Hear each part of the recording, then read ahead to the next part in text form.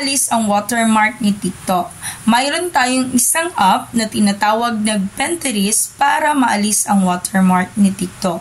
Kung isa kang content creator at mahilig kang gumawa ng content gaya ng ginagawa ko galing sa TikTok, kailangan mo ang tinatawag na Pinterest para maalis mo ang kanyang watermark. Sa nakikita nyo, gumawa ako ng content ko. Ito ay nasa TikTok.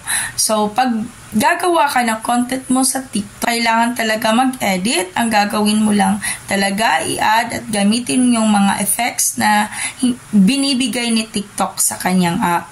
So, pag nagawa mo na ang content gaya ng ginawa ko, lalagyan mo yan siya ng title of course.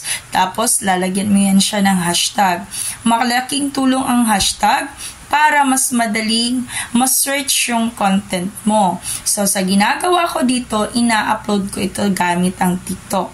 Pag na-upload ko na yung TikTok na content ko, may lalabas dyan na 3 tuldok sa right side, baba ng iyong TikTok.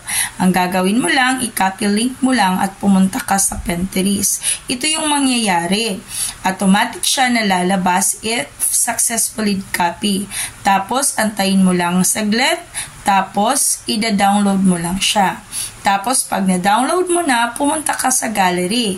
Titingnan mo kung andyan na ba yung content mo. Pag andyan na yung content mo, ibig sabihin deleted na yung watermark. Pupunta ka sa Facebook kung ito ay Reels or long form video. Dito sa ginawa ko na video, ito ay isang Reels. So, i-upload ko siya doon sa Facebook. Kung longer video naman, kailangan mong gumawa ng content gamit ang CapCut. Pagdudugtong-dugtongin mo. So, sa nakikita nyo, i-upload ko siya sa Reels. Since i-upload ko siya sa Reels, I usually uploaded my videos on Reels na nakalagay yung title. Ano yung ginawa ko dito or ano yung content na ginawa ko. Pag nalagay ko na yung title, of course, minsan lalagyan ko siya ng emoji, minsan lalagyan ko siya ng mga something na gusto ko. So, as you can see, nakikita nyo dito na ang nilagay ko na title na Maong Way Uyab. Okay, so kung nakikita niyo yan siya, hahanapan ko rin siya ng effect. Kasi according doon sa tutorial na nakita ko, mas maganda raw na gagamitin mo yung effect na binigay ni Meta or doon sa Facebook para mas mapapansin ka raw niya. So, itong video na ginawa ko or content na ginawa ko, lalagyan ko siya ng additional effect gamit yung Facebook effect na binigay ni Meta. So, as you can see, pipili ako. Marami tayong pagpipilian, di ba? So, ito yung napili ko na gagamitin para dito sa content ko. Pag nakapili na ako, of course, i-continue natin siya. Pag na-continue natin siya, dadalhin tayo ng tinatawag natin na description. Doon, isusulat mo kung ano ang ginagawa o ano yung title na ginawa mo.